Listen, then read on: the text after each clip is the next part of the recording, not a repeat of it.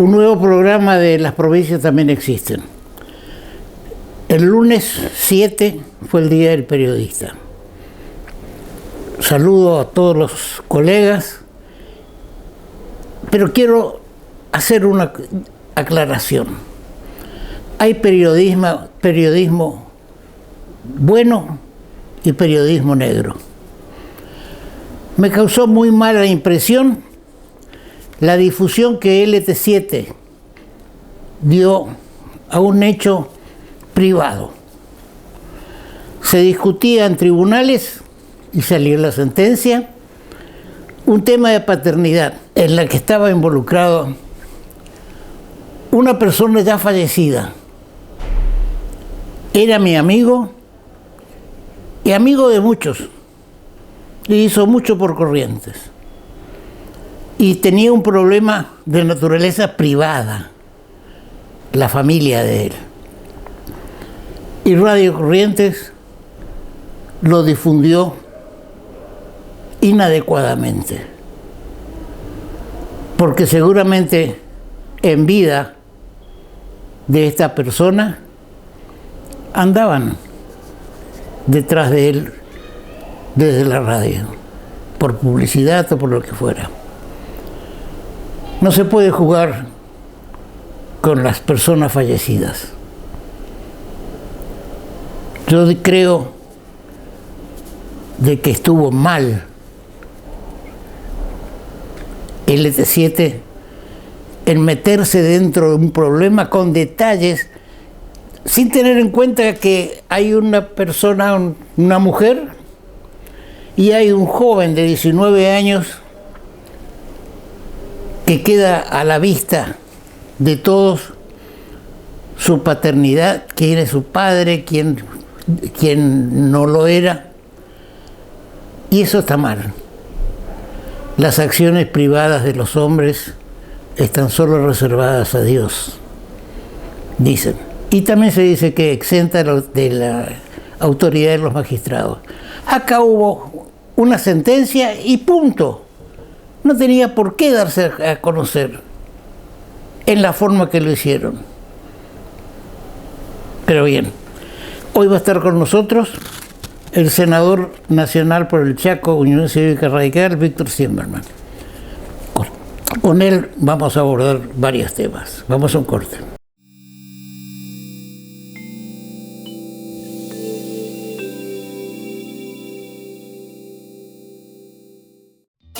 Llegó 365 a Corrientes, junto con el diario El Litoral. La mejor manera de prevenir el COVID-19 es cuidarnos. Usá barbijo siempre. Guardá la distancia con los otros. Higienizá constantemente tus manos. Seguí disfrutando con todos los cuidados. Si sentís síntomas como fiebre, tos, dolor de garganta, pérdida de olfato o gusto, tomá las precauciones necesarias. Quédate en casa y acércate a cualquier centro de testeo. No es momento de aflojar. Por vos, por los tuyos y por todos, sigamos cuidándonos. Municipalidad de Corrientes. Hidrovía, vía libre para exportar.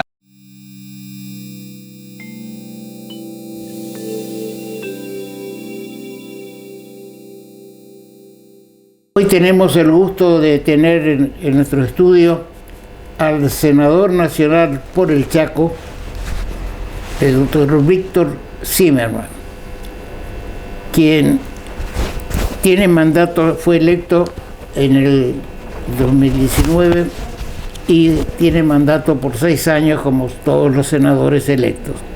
El Chaco no elige senador en este año, sí lo elige Corrientes, porque los senadores se renuevan por tercio, no como diputados que se renuevan por mitades. Pero eso es el juego de la duración de los mandatos. Senadores duran 6 años y los diputados 4. Bienvenido, Víctor, un gusto tenerte con nosotros acá en este programa, porque también se ve en el Chaco y en el interior de la provincia de Corrientes. Y no es cuestión de que si es Chaco, Corrientes, todo es de interés para que la gente vaya conociendo qué hacen los senadores. Y te pregunto, ¿Cuáles son tus comisiones o qué tu actuación en el Senado? ¿Has presentado proyectos? ¿Te has dedicado a algún tema en especial? Bueno, primero quiero agradecerle, doctor Dunitzky, por la invitación. Es cierto, nosotros lo vemos a usted y a su programa en el Chaco, y esto que usted habla de que no es una provincia de otro, yo coincido con usted, el concepto tiene que ser la región. Nosotros tenemos que ver cómo podemos juntar fuerzas, los de la región del NEA y los del NOA, los del norte, porque la pelea sigue siendo la misma, la lucha contra el centralismo, y en mi caso yo tengo el alto honor de representar a mi provincia ante el Senado de la Nación. Así que bueno, en ese marco estamos trabajando. Yo formo parte de la Comisión de Hacienda y Presupuesto por la Unión Cívica Radical, soy el representante ahí. Tengo el gusto de poder ser vicepresidente de la Comisión de Ciencia y Técnica del Senado de la Nación. Importante, muy importante. Muy importante en estos tiempos, porque obviamente todo lo que tiene que ver con ciencia y técnica, innovación tecnológica, o sea, la era del conocimiento, estamos en la era del conocimiento, y entonces todo lo que tiene que ver con esto es muy trascendente, y fundamentalmente en estos tiempos de pandemia, donde ahora la virtualidad y todo lo que tiene que ver con la conectividad son temas principales. Yo diría insumos productivos importantísimos. Después formo parte de la Comisión de Industria, formo parte de la Comisión de Economías Regionales, estoy en la bicameral de seguimiento del Código Procesal Federal. Es decir, formo parte de varias comisiones, pero participo activamente. No siendo integrante de comisiones, también participo en las reuniones de comisiones. Por ejemplo, no soy integrante de la Comisión de Salud, pero participé activamente, fundamentalmente en la etapa en que nuestra provincia, el Chaco, era un punto rojo en el país y éramos la segunda provincia en nivel de contagio en un tiempo. Y entonces, bueno, yo participé activamente porque era mi obligación hacerlo, defendiendo a los chaqueños y obviamente pidiéndole, yo llegué a decirle al jefe de gabinete en una de las sesiones ordinarias, ministro, venga a ayudarnos, nos estamos muriendo. De la misma manera que al comienzo interactuaban con el gobierno de la ciudad y el gobierno de la provincia de Buenos Aires, cosa que me parecía muy bien. Y entonces le pedíamos que nos manden los especialistas, porque nosotros en nuestra provincia, uno de los problemas que tenemos es el recurso humano en la cuestión de salud, más allá de la cuestión de infraestructura. Sí, correcto. Y entonces, bueno, logramos que finalmente vengan a ayudarnos, logramos transferencias de fondos para poder mejorar el sistema sanitario de nuestra provincia, que estaba muy venido a menos. Todavía falta, todavía seguimos teniendo un nivel de contagio muy alto. Estamos en el día de ayer en alrededor de 700 contagios diarios, y entonces la verdad que ese es un contagio muy... ¿Y muertes tienen muchas? Muchas, tenemos muchas muertes, la verdad que tenemos un porcentaje muy alto de mortalidad. Y entonces, bueno, todas estas cosas hacen de que yo participe activamente en casi todas las comisiones, y además he logrado poder integrarme. Siempre cuando se inicia una comisión del cual yo no soy miembro, pido autorización al presidente de la comisión para hacerlo. Y debo decirlo, yo tuve la oportunidad de ser diputado nacional. Debo decirlo que en el Senado la relación es diferente, hay otra cordialidad, o sea, no hay inconveniente de poder participar, te dan inclusive voz, no te permiten votar en los dictámenes, pero te permiten opinar y te permiten hacer propuestas, y bueno, esa es un poco la intención, y fundamentalmente en esta época tan difícil que estamos viviendo en la Argentina es necesario ponernos de acuerdo como la función. Ahora, ¿Cristina interviene mucho? No, muy poco, prácticamente en las sesiones, y hace la apertura de las sesiones, y a partir de ahí ya deja a alguien que conduzca, y a veces hace los cierres o está presente en los cierres, pero me da la impresión que en esta visita que hizo el jefe de gabinete, el ministro jefe de gabinete, al Senado, que ella no estuvo presente presidiendo el informe. No estuvo. La apertura hizo la vicepresidente, la senadora de Santiago del Estero, y después la gran parte de la sesión estuvo conducido por el senador de Misiones, Mauricio Clos. La oportunidad que me tocó hablar a mí, estaba conduciendo la sesión del senador de Misiones. Y bueno, en esa oportunidad, como siempre, yo planteé varios temas. Planteé la cuestión de la vacuna como el tema central, porque estamos preocupados para tener un norte, un horizonte de cuál es el programa, de realmente cuántas vacunas vamos a tener, cuándo vamos a poder inmunizar el rebaño, como dicen ellos, que falta mucho, por lo menos en mi provincia falta bastante. Y después también la cuestión económica. porque el día anterior, por ejemplo, tuvimos una sesión donde se aumentaron el impuesto a las ganancias a las pymes, cuando desde la gestión nacional se le obliga a los comercios, a las industrias, se cierra la exportación de las carnes y de pronto le estamos aumentando los impuestos a los que trabajan. Una contradicción enorme. Entonces eso también le plantea al jefe de gabinete, ¿cuál es el programa de la recuperación económica y social que tiene la Argentina? ¿Y qué dijo? Nada. Contestaciones ambiguas, obviamente. O se enoja, o se molesta. La verdad que él no debería molestarse, porque nuestra intención no es molestarlo, nuestra intención es preguntarle sobre su obligación constitucional, que es a rendir cuenta de la gestión. Él nos tiene que informar a cada uno de los senadores que somos representantes de la provincia cuál es la gestión nacional y qué pretenden hacer hacia adelante para ver cómo lo podemos ayudar. Yo tengo el rol de opositor, porque los chaqueños han decidido que tengo que ser opositor. Pero yo entiendo la oposición desde marcar las diferencias y también hacer proposiciones, ser propositivo. Mire, en el tema del monotributo, cuando fue Mercedes Marco del Pon, la directora de la FIP, a la Comisión de Hacienda y Presupuesto, nosotros le planteamos que iba a tener los problemas que está teniendo hoy. Y le presentamos un proyecto que yo soy autor, que firman 17 senadores, entre los cuales está el senador de Corrientes, Brayay Pocar, porque le decíamos, tenemos que encontrar una salida, porque ustedes están atrasados en recategorizar, cuando lo hagan le van a generar deuda a 4 millones de monotributistas. Generemos, acá hay un proyecto, discutámoslo, resolvámoslo, estamos en el medio de la pandemia. No nos hicieron caso. Ahora tenemos este problema que algunos lo ven como hecho a propósito para aumentar impuestos, porque ahora tienen un saldo a favor de la FIP que van a cobrar, y otros lo ven como una falta de gestión, un problema de la gestión, un atraso de la gestión. En cualquiera de los casos, eso tendríamos que haber solucionado antes. El país está enfrentado en estos momentos entre la inflación y, digamos, recargar los impuestos, lo cual va a crear un desequilibrio. Ya está. Es que ya está creado, ¿sabe por qué, doctor? Porque nosotros tenemos que mirar la cadena en su conjunto, la cadena productiva, y fundamentalmente en lo que tiene que ver con el sector del campo. Y termino con respecto a lo del jefe de gabinete, que la verdad que me llevé una sorpresa desagradable. Digo desagradable porque yo pensé que al comienzo, cuando me contestó la primera vez mi pregunta, pensé que se había equivocado, porque puede pasar. Había 1156 respuestas a las preguntas que habíamos hecho, motivo por el cual se podía haber equivocado, pero después me volvió a ratificar. Nosotros en el Chaco armamos un grupo que se llamó el Grupo Chaco, que eran senadores y diputados de todos los partidos. Todos los diputados nacionales y senadores trabajamos en el anteproyecto del presupuesto 2021. E incluimos obras muy trascendentes: hospitales, electrificación rural, conectividad, escuela, cloacas, es decir, energía eléctrica, todo lo que tiene que ver con obras de infraestructura para el desarrollo de nuestra provincia y para la integración regional, los puertos.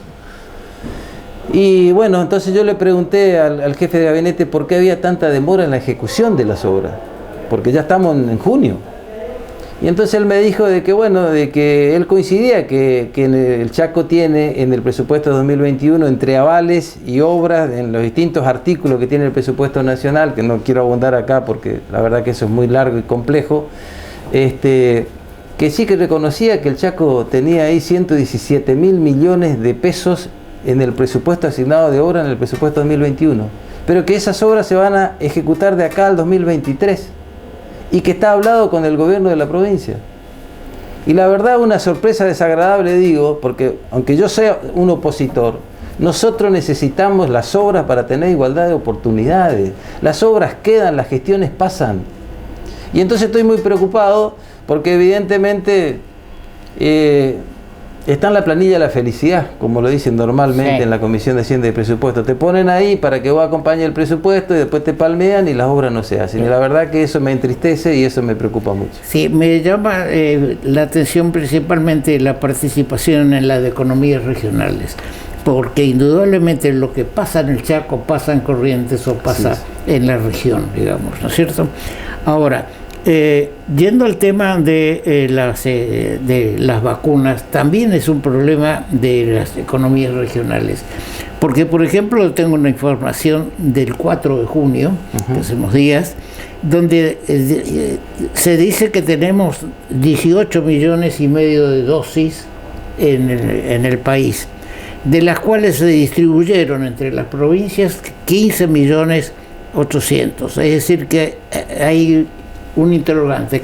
¿Dónde están las 2.500.000 que faltan? Y si vamos a otro antecedente, si están distribuidas 15 millones, resulta que están aplicadas únicamente 13 millones. Si comparamos esto con los 18 que se dice que se tienen, vemos que ya hay 5 millones que están en el aire y la gente necesita vacunarse. Sin duda. El caso desagradable del gobernador de Misiones, que tuvo elecciones el fin de semana, triunfó en la renovación legislativa de la provincia, que según la denuncia de Pañe en el Diario de la Nación, tenía guardadas 40.000 dosis para usarlas, digamos, en los días antes de la elección. No se puede utilizar la vacuna por votos o al revés, votos por vacuna, ¿no es cierto? ¿Dijo algo sobre esto? Muy poco, simplemente en ese tema siempre le echa la culpa, él y todos, la mayoría de los funcionarios kirchneristas le echan la culpa a la prensa primero y después a la oposición. No se hacen cargo. Y obviamente ya hace 1 año y 6 meses que están gobernando. Y entonces lo que hacen es siempre tirar la clásica, tirar la pelota afuera, como se dice en la cancha de fútbol o como se dice normalmente en la calle. Y la verdad es que en el tema que usted está planteando, que es un tema central, porque no tiene que ver solo con los sanitarios, sino que tiene que ver con el contexto de nuestro país. Así es. Y la vida es lo más importante. Vos podés poder tener buena energía, pero si no, o podés tener energía alternativa, pero si no tenés vida, no tenés posibilidad de seguir. Hay gente. Así que no, siempre con evasivas y obviamente el problema es que también tienen una baja credibilidad porque hicieron tantos anuncios. El ministro Guzmán el año pasado, cuando fue a explicar el presupuesto, dijo que la pandemia terminaba el 31 de diciembre. Por eso no hay IFE, por eso no hay ATP, por eso no hay transferencias a las provincias en el presupuesto 2021 votado. Y el ministro de Salud dijo de que eso iba a ser así porque para el mes de enero o febrero de este año íbamos a tener 10 millones de argentinos o 15 millones de argentinos vacunados.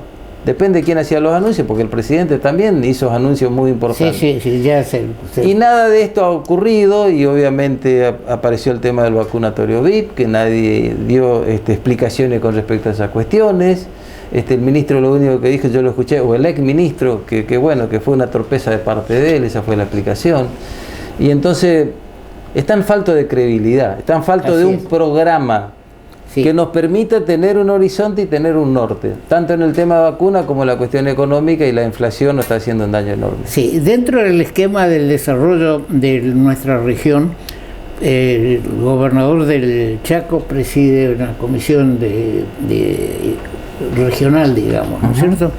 Ahora, muchas veces se anuncian, puertos, por ejemplo, acá en Corrientes, se está hablando de 4 puertos, 2 en el Alto Paraná, 2 sobre la hidrovía.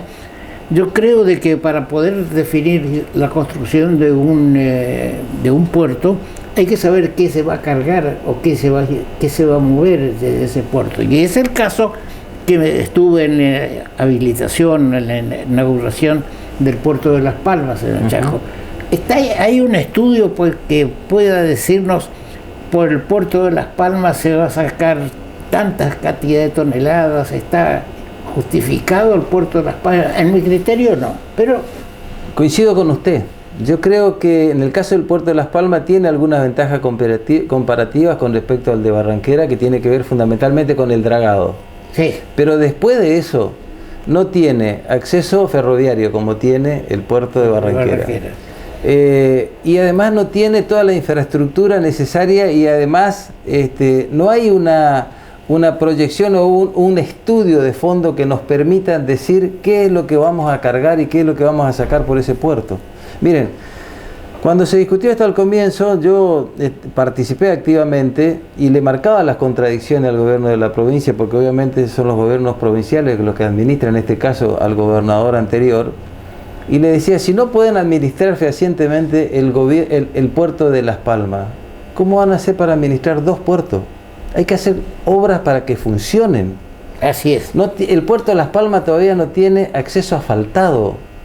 Quiere decir que vos tenés que hacer llegar ahí la carga con camiones, y obviamente los días de lluvia no lo va a poder hacer llegar porque todavía no tiene acceso asfaltado. Recién ahora se está avanzando en la obra esa. Ahora, hay una cuestión, Víctor, de que la producción del Chaco, o Sí. todo del NOA, digamos, y del NEA, va para abajo, buscando los puertos de Buenos Aires. Así es. La zona de Rosario, Santa Fe. Uh-huh. Entonces, es muy difícil que esa carga vaya hasta el puerto de Las Palmas y después baje por la hidrovía, cuando es más lógico que se use el tren o se usen los camiones, ¿no es cierto? Lo mismo pasa acá en Corrientes, donde volvemos a hablar del puente. En una oportunidad me acompañaste, mejor dicho, yo te acompañé a Buenos Aires para hablar del tema del puente. Ahora, que sea ferrovial, está muy bien que sea ferrovial, pero si no hay una conexión ferroviaria desde el interior, desde Monte Caseros a Corrientes, ¿para qué queremos el puente ferroviario? Y aparte ya el puente está completamente definido que va a ser carretero, y empezar a mover otra vez con que tiene que ser ferrovial es una forma de parar el tema, y que al Chaco, o mejor dicho, algunos chaqueños que no ven la visión de conjunto, no les interesa mucho el tema del segundo puente. Mire, yo coincido con usted porque el ramal ferroviario en Chaco, el Belgrano Cargas, tiene 504 kilómetros de vía en Chaco, entre el ramal C12, el C6 y el C3 que viene a Barranquera. El de Aviateray. Y obviamente en el gobierno anterior se definió primero hacer el ramal que lleva la posibilidad de la carga, porque el núcleo productivo más importante está alrededor de Saspeña al norte, alrededor de Aviateray, Charata, Las Breñas, Los Frentones, Pampa del Infierno. Y entonces, ¿qué pedían los productores? Ir al puerto próximo para tener menos costos en lo que tiene que ver con toda la infraestructura y la logística. Entonces, puerto de Rosario. ¿Qué hizo la gestión anterior? De los 504 kilómetros de vía hizo 350 kilómetros de vía nuevo.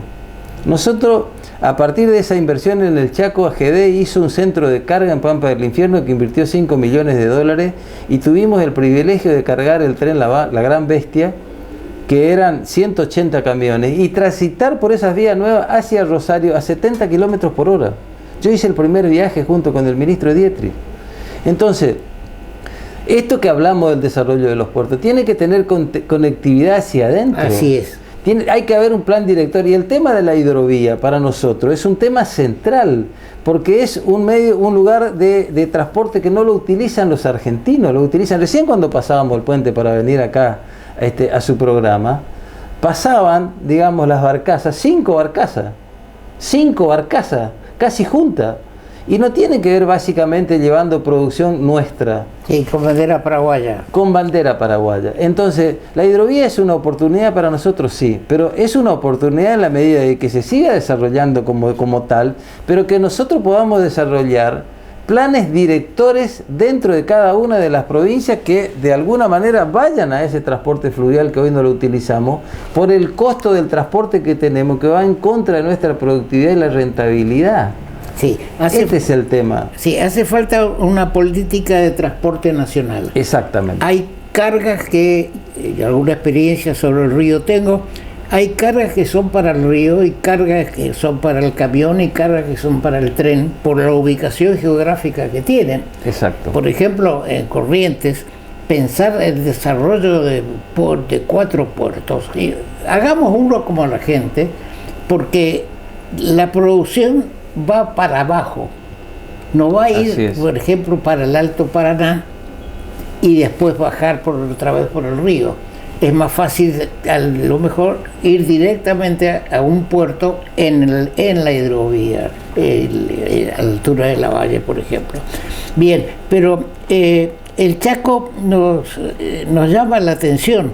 en el tema porque del puerto de Las Palmas, porque ha firmado un acuerdo el gobernador Capitanich el año pasado, estuve presente, con la firma belga Jan de Bel, que es la que tiene la hidrovía, digamos, el dragado y el balizamiento de la hidrovía, para que se drague el riacho Barraquera.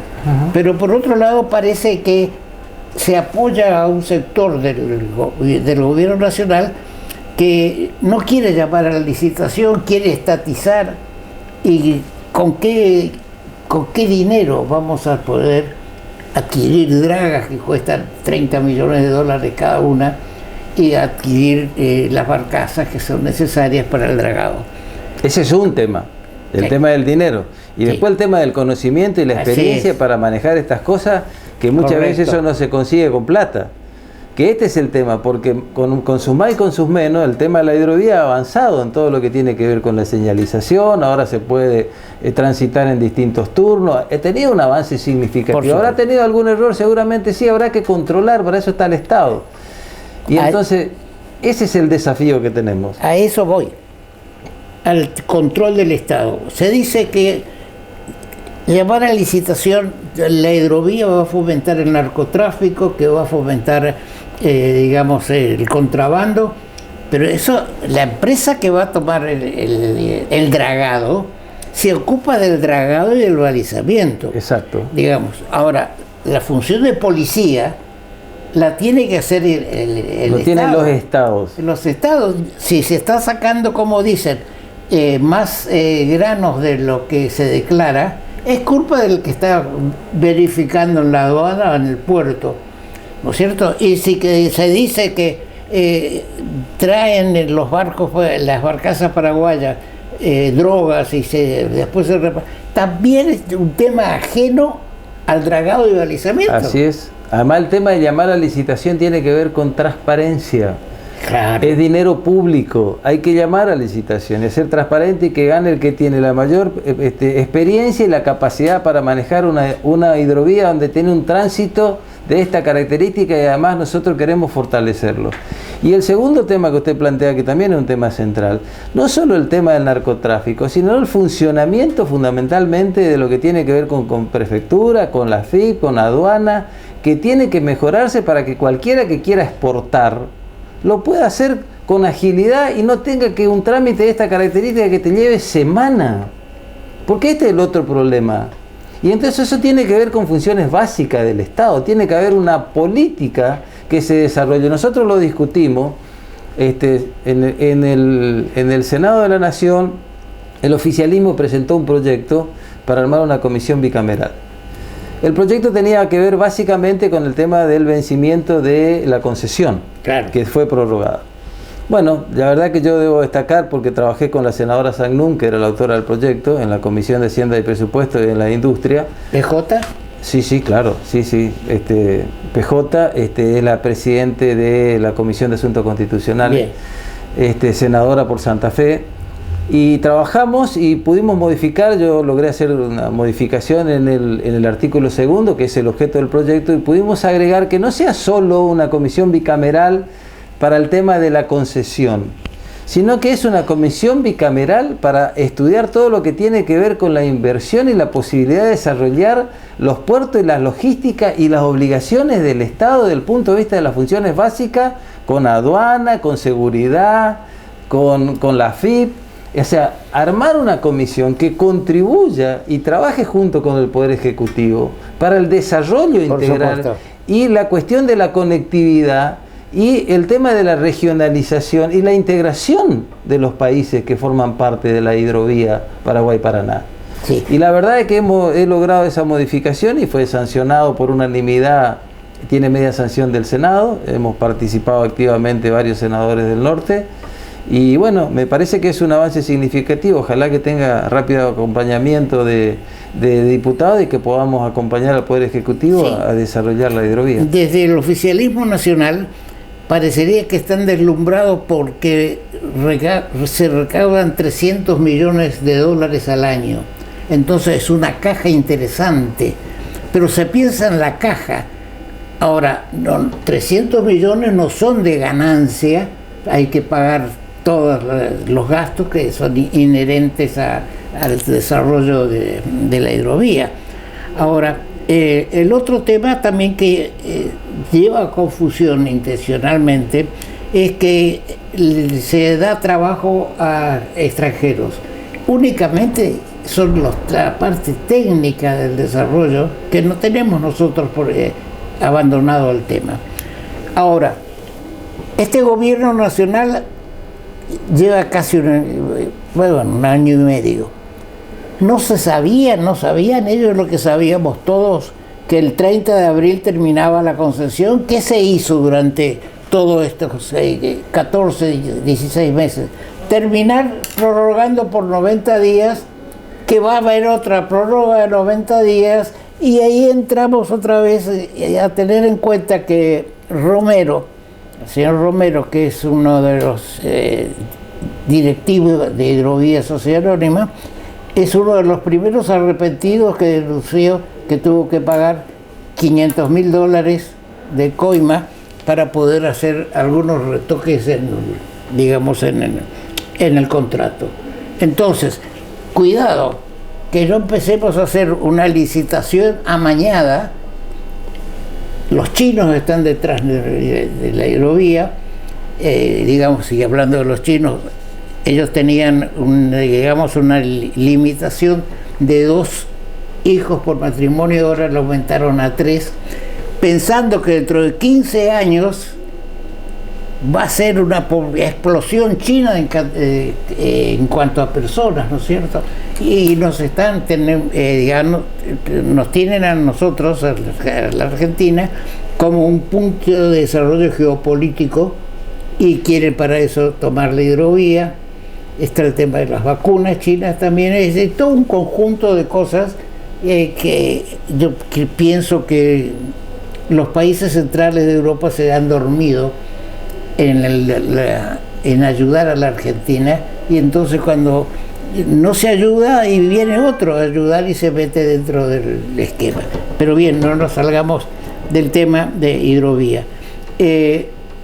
Se han dictado decretos. Hay un decreto que creó una comisión especial dentro del Ministerio de Transporte para el desarrollo de la hidrovía. No pasaron 30 días que se anuló el decreto. Es decir, que se legisla ¿para qué? Se legisla para satisfacer problemas internos y al final estamos mal. Víctor, el tema principal que tenemos que tener en cuenta es el desarrollo de nuestra región. Sin duda. Ahora, ¿cómo llegamos a encontrar el desarrollo de la región cuando hay una tendencia a ir hacia los puertos chilenos? Hay corredores que está haciendo Brasil con Paraguay, que entra a Tartagal y por ahí cruza la frontera, la cordillera. Chile está desarrollando sus puertos, y también hay otros corredores. Hay uno que une Goya con San Juan,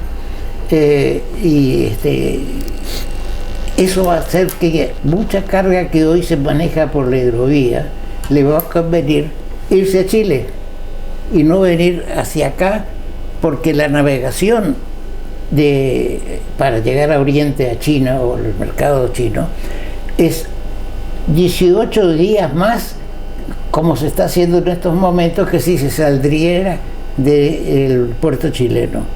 Es decir, que todo hace al costo, al beneficio que va a poder tener el productor argentino, ¿no es cierto? Mire, sin duda, por eso nosotros insistimos permanentemente, en este caso yo con el jefe de gabinete, para ver cuál era el programa económico de recuperación para frenar la caída de la economía y poder acelerar el crecimiento y el desarrollo sustentable. Me parece que esto es un tema central y todos estos temas tienen que estar incluidos, porque Inversores hay permanentemente y dinero hay en el mundo. Ahora, buscan previsibilidad, buscan seriedad. Y si, así como usted lo plantea muy bien, digamos, se han demorado tanto tiempo sabiendo que vence una concesión tan importante para el desarrollo de la región. Y nosotros no hacemos nada o hacemos muy poco como gobierno. El resto de los estados y el resto de los inversores están mirando nuestro comportamiento. Por supuesto. Y entonces van a otro lado, y entonces buscan alternativas. Entonces este es el desafío que tenemos desde la política, a ver si encontramos la posibilidad de sentarnos alrededor de una mesa y armar un programa común para los próximos 15 o 20 años. Esto es lo que nosotros estamos insistiendo en el Senado de la Nación. Y obviamente con una visión de ver cuáles son las cosas que podemos tratarlo de esa forma y con esa característica. Me parece que este es el desafío de la política, este es el desafío de estos tiempos. Claro, es que no se puede acordar si no hay voluntad para acordar. Ese es el gran problema entonces, que tenemos. Si yo soy gobierno, quiero que lo que se va a hacer sea obra mía exclusivamente. Así esté equivocado. No se quiere que las soluciones sean del conjunto del país. Y así estamos sí, pero esto que nos está pasando es mucho más grave que eso todavía, porque si el gobierno tuviera una sola voz y tuviese un norte, claro, sería un poco más fácil, porque de última vos podés llegar a entender que esa es su convicción y ese es su compromiso político. Pero acá tenemos marcha y contramarcha permanentemente. Así es. El jefe de gabinete en sus primeros 15 o 20 minutos en el informe, lo que primero fue hacer es dar un mensaje al kirchnerismo para que de alguna manera, si Cristina estaba escuchando, que esté conforme con lo que él iba a ir a decir y no ir a explicar la marcha de gestión que tiene que hacer un jefe de gabinete. Por eso yo le agradecí cuando empecé a hablar la autocrítica, porque él habló de que permanentemente se miran las encuestas y que con las vacunas se hace política. Lo que hicieron y lo que están haciendo política con las encuestas es el kirchnerismo. Claro, claro. Y con el vacunatorio VIP. Por eso yo le agradecí al comienzo, reitero, el hecho de su autocrítica, porque yo entendí que se estaba refiriendo a los integrantes de su propio frente. Bueno, estas son las cosas que nos pasan y que no nos permiten una recuperación como debiéramos tener en nuestro país. Y ojalá que podamos desde la política, yo creo que es el principal desafío que tenemos, encontrar un norte, ver cómo somos capaces de hacer cuando lo que hablamos en privado. Yo le contaba a usted antes de iniciar el programa, yo soy un senador que está hace 1 año y pico en el senador y que tengo la enorme satisfacción de poder hablar con casi todos del oficialismo. Y hay gente muy capaz, hay gente muy formada, que cuando uno habla mano a mano, todos más o menos pensamos igual. Todos queremos lo mismo, porque cada uno de nosotros va en representación de su provincia. Ahora, se encienden los micrófonos, se prende la luz de una cámara. Y el Instituto Patria pone las condiciones. Bueno, esto es lo que nos pasa. Esta es la verdad, esta es mi experiencia. A lo mejor yo todavía con poca experiencia, comparado con tanta gente, exministros nacionales, exgobernadores, expresidentes, vicepresidentes. Pero la verdad que creo que este es el desafío que tenemos, ver cómo tenemos la capacidad en el presente y en el futuro de sentarnos alrededor de una mesa y encontrar caminos comunes, porque la política está en deuda con el ciudadano común. Nos está dando los instrumentos que la gente necesita para cumplir con su sueño y con su utopía. Hay mucha gente que simplemente quiere tener condiciones de vida mejor donde está, y que la política le dé los instrumentos para eso. Este es el desafío. Ahora, resulta que del tema hablamos de las inversiones. Si alguien tiene 10 millones de dólares, piensa dónde los va a invertir, si tiene seguridad jurídica, y se va a donde tiene seguridad jurídica, no donde le van a dar 2 o 3 puntos más de interés anualmente. Ahora, dentro de este conjunto de cosas que se está hablando y la relación de los políticos con la gente, yo he sido 2 veces diputado provincial y que formo parte del conjunto. Hay que aclararle a la gente que no existe un aumento de sueldos de los legisladores. Lo que se firmó es un convenio entre el sindicato de empleados del Congreso aumentando el 40%, pero resulta que hay una cláusula que dice que lo que lo que cobre el oficial mayor, digamos, del personal, se traslada a la dieta de los legisladores. No es que hay que se reunieron los legisladores y sancionaron un aumento. Así lo leo yo, ¿no es cierto? Mire, yo le agradezco por su comentario y porque me dé esta posibilidad. Porque nosotros el miércoles tuvimos una sesión ordinaria y el jueves fue el jefe de gabinete. Yo vengo de un sector, de una familia agropecuaria y obviamente sigo trabajando en el campo como siempre. El viernes a la mañana temprano me fui al campo y cuando recuperé antena en General San Martín me entró la información. Y yo ahí me enteré por el diario, en tapa de uno de los diarios, de que el personal del Senado y de diputados y los senadores y diputados teníamos un aumento del 40%. Quiero contar esto porque esta es la verdad. Sí. Alguno pensará, bueno, pero este es un iluso. Cristina y el presidente de la Cámara, Massa, se juntaron con los gremios y resolvieron el 40%. Correcto. Esto fue lo que pasó, a nosotros no nos consultaron. Dicho esto, yo también quiero decir qué es lo que yo voy a hacer y qué es lo que hice, ya que usted me está dando la oportunidad. Yo el año pasado, cuando se inició la pandemia, fui uno de los senadores, digo uno de los senadores porque varios hicimos esto, donamos nuestras dietas y llevamos insumos hospitalarios. Yo en mi caso llevé insumos hospitalarios a 12 hospitales de 12 pueblos distintos, incluido el Perrando y el hospital cabecera del Impenetrable en Castelli, donaciones de mi dieta. Llevé barbijo, alcohol en gel, camisolines, porque en ese momento cuando se inició la pandemia los hospitales no tenían nada de eso y era bastante dificultoso conseguir en esa época, usted se acordará, sí, todo lo que tiene que ver con alcohol en gel y ese tipo de cosas para la limpieza. Hice eso. Con el incremento de sueldo que se dio el año pasado de esta forma que usted está planteando, yo termino de donarlo hace un tiempo al CONIN. La totalidad, no cobré ningún incremento de sueldo, lo doné la totalidad al CONIN, que es una fundación que se encarga, entre otras cosas, de atender todo lo que tiene que ver con nutrición con los chicos y todo lo demás. Y cuando se produzca, si se produce este incremento para los senadores hacia adelante, porque es para julio, agosto, septiembre y octubre, yo voy a seguir haciendo lo mismo que hice en el pasado. Voy a donar ese incremento, independientemente de lo que diga la resolución de Cristina o la que diga la resolución de... Yo digo, quiero contar lo que yo voy a hacer como senador nacional, que es un poco lo que vengo haciendo, sin mucha publicidad, claro, porque tampoco no significan tanto fondo para resolver semejante impacto de una pandemia, pero creo que los gestos son importantes y obviamente me parece que es la manera que tenemos nosotros de ayudar desde el Senado, por lo menos en mi caso es la forma que tengo para ayudar. Así es, eso es la interpretación correcta y que entiende la gente.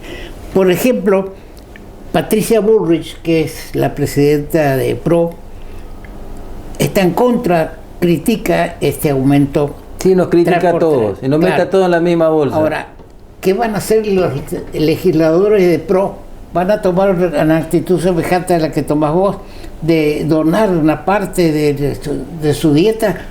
Por supuesto hablan de que Cristina no cobra dieta, pero está cobrando más de 1,5 millones de pesos por distintas razones, porque la esposa de Néstor, o porque fue vicepresidenta y junta. Ahora de eso nadie habla, de que cobra cerca de 1,5 millones de pesos mensuales.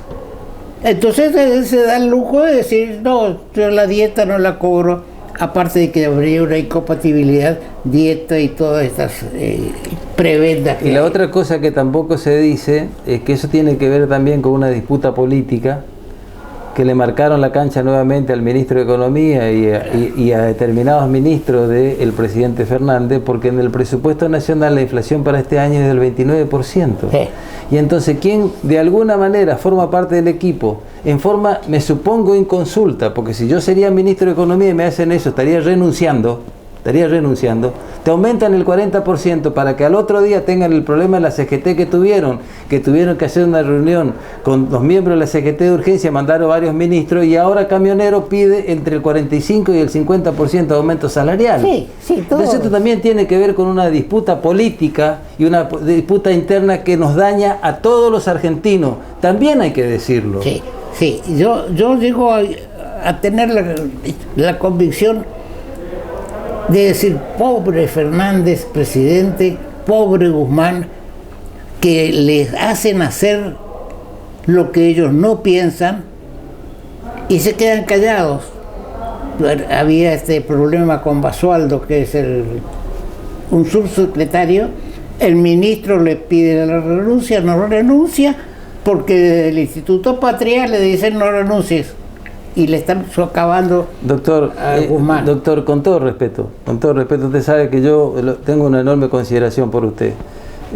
Eso de pobre presidente Fernández, ¿a usted le podrían hacer decir en este programa lo que yo quisiera o lo que quiere cualquiera? No. ¿O usted mantiene sus convicciones de tanto tiempo? Así es. Entonces, lo de pobre Fernández, yo lo veo de otra forma, que perdóneme, pero desgraciadamente, y eso significa también un enorme problema para nuestro país, que yo creo que el gran problema que tiene el gobierno lo tiene adentro más que en la oposición. Ahora es mucho más fácil echarle la culpa a la prensa, a ustedes, los comunicadores, a nosotros los opositores, por las cosas que ellos están haciendo mal y por sus contradicciones. Este es el principal problema que tenemos hoy en la Argentina. Así es. Bien, Víctor, el programa está abierto. Acá vienen también justicialistas, ellos exponen su posición, yo mantengo la mía,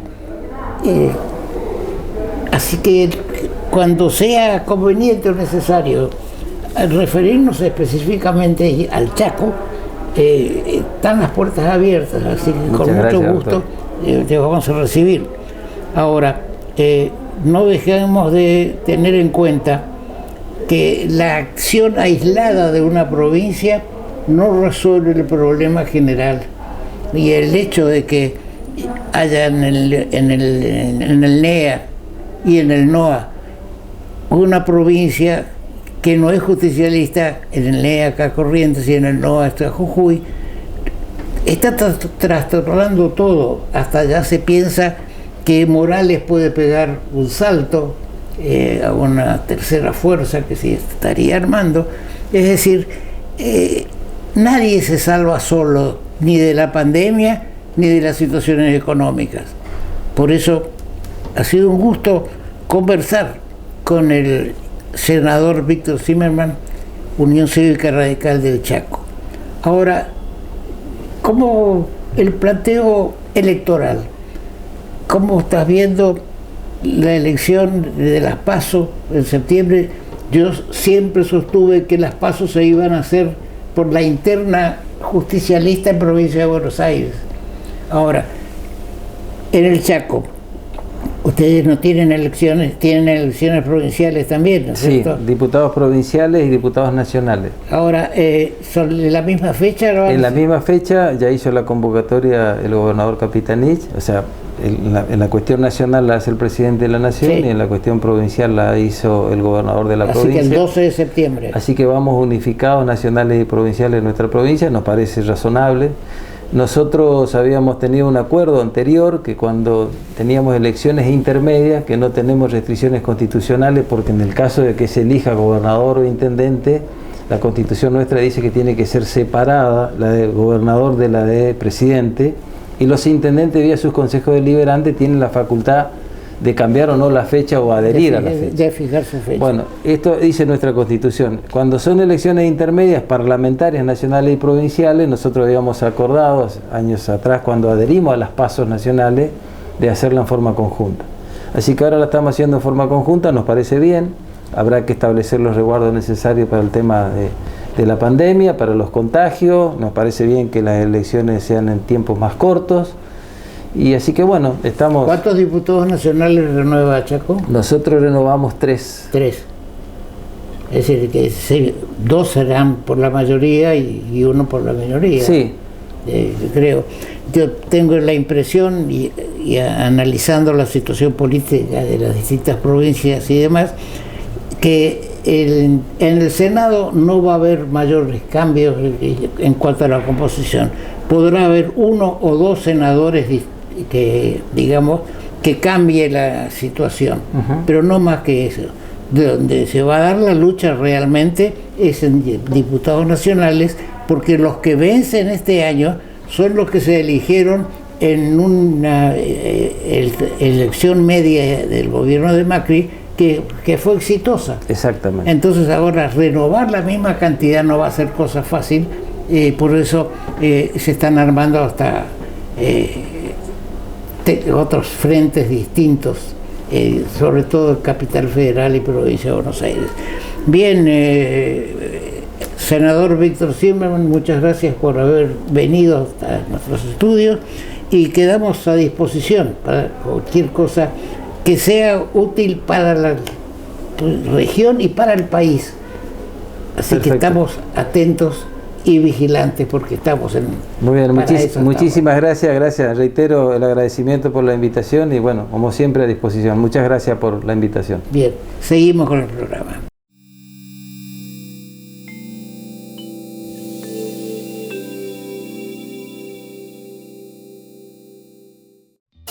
Llegó 365 a Corrientes, junto con el diario El Litoral. La mejor manera de prevenir el COVID-19 es cuidarnos. Usá barbijo siempre. Guardá la distancia con los otros. Higienizá constantemente tus manos. Seguí disfrutando con todos los cuidados. Si sentís síntomas como fiebre, tos, dolor de garganta, pérdida de olfato o gusto, tomá las precauciones necesarias. Quédate en casa y acércate a cualquier centro de testeo. No es momento de aflojar. Por vos, por los tuyos y por todos, sigamos cuidándonos. Municipalidad de Corrientes. Hidrovía, vía libre para exportar.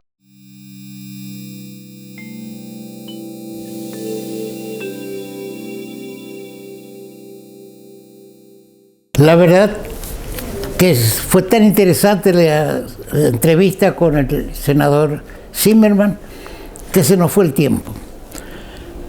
Pero vamos a hacer una rápida síntesis de las elecciones provinciales. El 29 de junio de este mes vence el plazo para las alianzas. Y hay una gran confusión con este tema de las alianzas. Hasta uno puede llegar a ver o a creer, de acuerdo a lo que publicó el diario Clarín de Buenos Aires este fin de semana, que puede darse que haya una alianza en Corrientes entre Ricardo Colombi, Camau y Canteros. Suena mal, ¿no es cierto? O imposible. Pero también es imposible una difusión que se hizo por las redes de que Valdés va a ser electo gobernador. Y después de electo gobernador, en la estrategia de Ricardo Colombi, va a presentarse en las PASO para senador nacional. Eso es imposible. Valdés es el candidato a gobernador. Por eso Ricardo Colombi quiere ser vicegobernador, porque después lo manda al Senado de la Nación. Y dice, como después de ganar la elección de gobernador, va a ser una muy buena elección las PASO. Pero se va a defraudar a la gente. Ahora, tanto es lo que le ha costado, lo que ya comentamos en programas anteriores, lo que dijo el diputado Vizqui. No lo digo yo, lo dice un radical, diputado con mandato. A Colombi le ha costado muchísimo dejar la gobernación y esperamos que colabore. Vuelvo a lo que dije en el programa anterior. Esperamos que colabore. Hay que resolver, señor gobernador, una alianza Juntos por el Cambio. ¿Quién va a ser el vicegobernador? ¿Cuánto antes? Para ponerle un freno a esta situación. de que ya digo, si uno lee un poco entre líneas, no sería de extrañar, porque Kamau también hace declaraciones en el litoral que dejan la duda de qué es lo que quiere o a dónde va. Sabemos que Canteros va por afuera de Procambiemos, de Juntos por el Cambio, va por afuera para ser intendente, quiere ser intendente. Y bien, pero que haya claridad por parte del presidente de la Unión Cívica Radical. Se está limando, intencionalmente o no, se está limando las posibilidades de la reelección de un gobernador radical. Yo no soy radical, pero me molesta esto de que dejó la gobernación y esperamos que colabore. ¿Qué quiere decir Vizqui con esperamos que colabore? Deja entrever que puede haber una tercera línea, y en esa tercera línea, porque está Canteros, porque Canteros necesita un candidato a gobernador, porque no le van a permitir llevar en la boleta la candidatura de Valdés. Y ahora Kamau, senador nacional, termina su mandato y reaparece en Corrientes, porque estaba desaparecido. Ahora, ¿qué es lo que buscan? ¿Qué se está haciendo? Son unas disputas dentro de Juntos por el Cambio, de cargos legislativos que se renueva la mitad de la Cámara de Diputados de la provincia y un tercio del Senado. Si las alianzas, como decíamos, vencen el 29 de junio, el gobernador debe convocar a más tardar el día 10 de junio, debe convocar a elección de gobernador y vicegobernador. Eso es necesario para que las cosas se tranquilicen. Se habla también en esa difusión de un medio de que el Superior Tribunal de Justicia, manejado por Ricardo Colombis, dicen ellos, yo no, en este comunicado, va a declarar la inconstitucionalidad del decreto de convocatoria a elecciones legislativas. Y que entonces ahí se va a empezar a producir cambios en la alianza. ¿Será que un decreto constitucional, es constitucional el decreto? Lo dije en el programa anterior, pudo haber sido mejor la redacción, pero bueno, no es por eso inconstitucional, ni se puede jugar con el nombre, porque se da nombre de cada uno de los miembros del Superior Tribunal de Justicia diciendo, fulano no va a, va a votar la inconstitucionalidad, mengano también, el otro, aquí y allá, pero el presidente no puede votar si únicamente es empate, porque parecería surgir de este comentario, que lo vamos a analizar en un próximo programa más, porque digo, era tan interesante la conversación con el senador nacional Víctor Zimmerman, que se nos fue el tiempo. Entonces, dejamos planteado esto. Tendremos que esperar hasta el 29 de junio para saber cómo están constituidas las alianzas, quién entra, quién se va. Bien, esperemos que se aclaren las cosas en este mes que estamos cursando. Será hasta nuestro próximo programa.